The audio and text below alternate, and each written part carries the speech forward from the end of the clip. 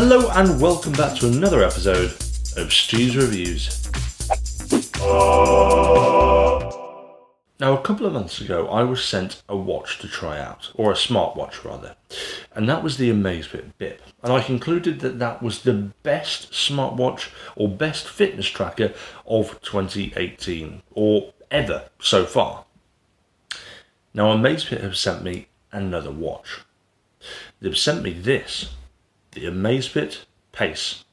Out of all of Amazfit's smartwatch range, the Pace is touted towards a more sporty audience. Its full colour, always-on LCD display is quite remarkable, but the features don't stop there. Packed inside the watch is a 1.2 GHz processor, a GPS monitor, heart rate monitor, and 4 GB of onboard music storage, all packed into a body that's as thin as your average pen. With its changeable straps, a body made from ceramic, and a weight of just 54 grams, this watch is truly a thing of beauty. So firstly, let's talk about the style. Now, the first thing you're probably looking at is the red strap, and yes, it is a bit outlandish and garish, but the best thing about the style of this is that you can change it very easily. On the bottom you've got two little quick release buttons here. You just push it in, pull the strap out, and you can fit normal straps on these as well. So if bright red sort of silicone isn't your thing, then don't worry, that can be changed. Moving on to the actual device itself, the first thing you'll see is this shiny outside, and this is made of ceramic, which is a premium material, and I think is beautiful. It looks really nice, and it's also hard wearing, so it should have that shiny appearance for a very long time. Now, the display itself is a backlit LCD, but that means that when it's off, like this, you can still see the watch at all times. Now, at the moment, it's not that obvious because there's no lights shining directly on this, but if I pull this lamp nearer, like this, you'll see that it is very, very, very clear. And in daylight, it looks beautiful. And I've had quite a few comments on how good it actually looks. But moving that back over there, when you press this button on the side, here, about there, it turns the display on, which is a bit garish because it's a backlit LCD, but that's a sacrifice I'm happy to pay because most of the time you'll be looking at the watch like this, and it absolutely looks beautiful with its always on display. Now, talking about the style is all very well and good, but is it any good? Well, let's take a look at the user interface. So on to the functionality. Now, this watch will last you for about 5 days of constant usage. If we tap this button here, it turns the display on, but it's also got raise to wake, so you can lift your wrist up like this and it will turn the display on so you can start using it. But it's got a relatively straightforward interface. If I swipe down, for example, I get typical access to general settings. There we are. So I get weather, I've got settings, the brightness, airplane mode and do not disturb mode. And if I swipe right, I can see, for example, all the information about the watch itself. Now you can see I've used it for 4 days and 5 hours and it's got 12% of charge. So it really does give you about 5 days of usage out of it. So what they claim is in fact true.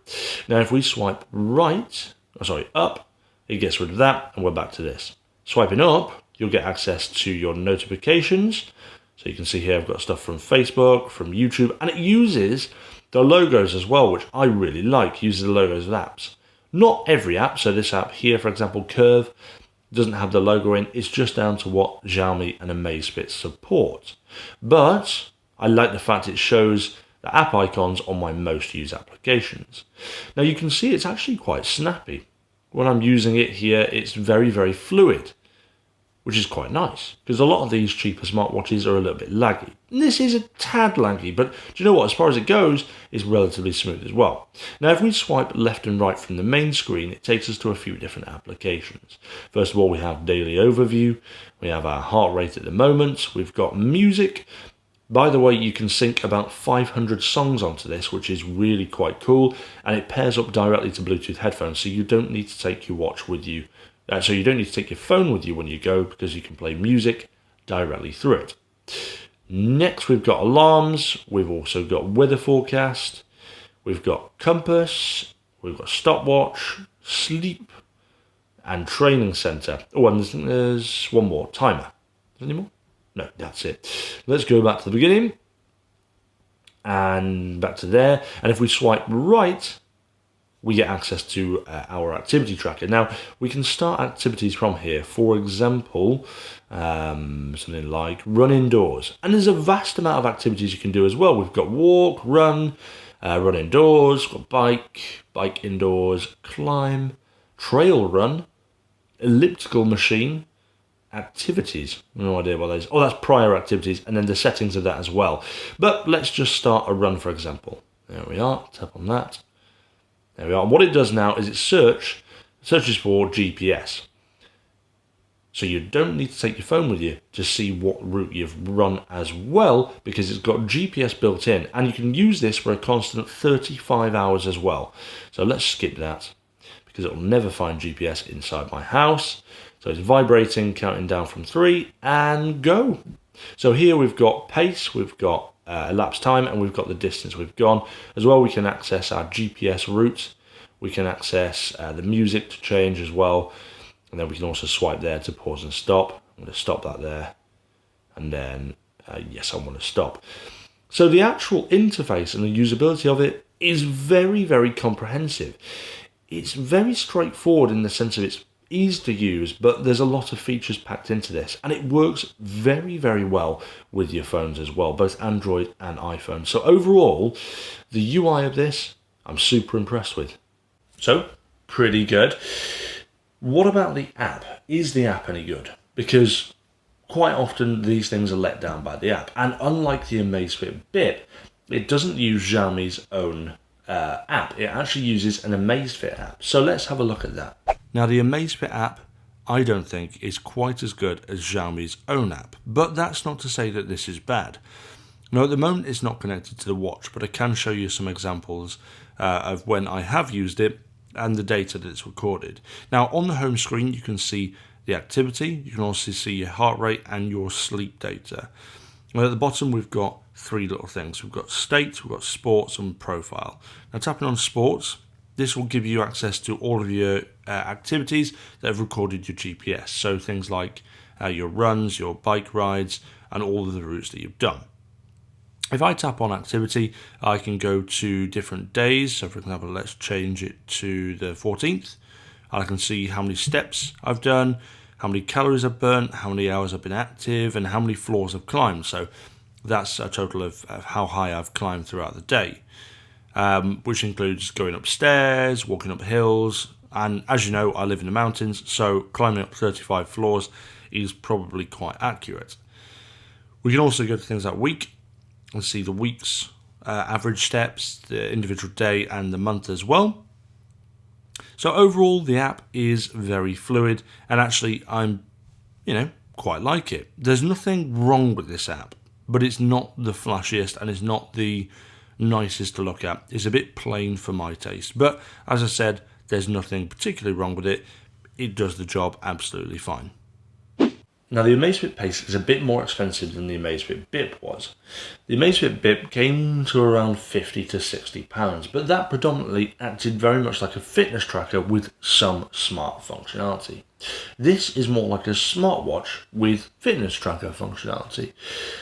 So this comes at about £120 over on GearBest, which I'll talk more about in the conclusion in just a second. But guys, remember, I'll leave a link in the description below. If you want to check the product out yourself, hit that link. I think the Amazfit Pace is a very good smartwatch indeed. Now, would I buy this or the Amazfit Bip? Well, to be honest, I don't think there's really a comparison to be had, because this is very much a smartwatch, whereas I said earlier, the Amazfit Bip is more of a fitness tracker with smart functionality, This feels and looks very, very much like a proper smartwatch. So judging this in its own category entirely, I would absolutely get this, because as a smartwatch for 120 quid, the functionality and the consistency and the fact it's such good quality, it's a no-brainer really. If you're after a smartwatch, the Amazfit Pace is a very good choice indeed. And that concludes my review of the Amazfit Pace. Guys, if you like the video, don't forget to hit that like and subscribe, because it really helps me out. It'll help you see more Stu's reviews. And I'll see you back for another episode soon.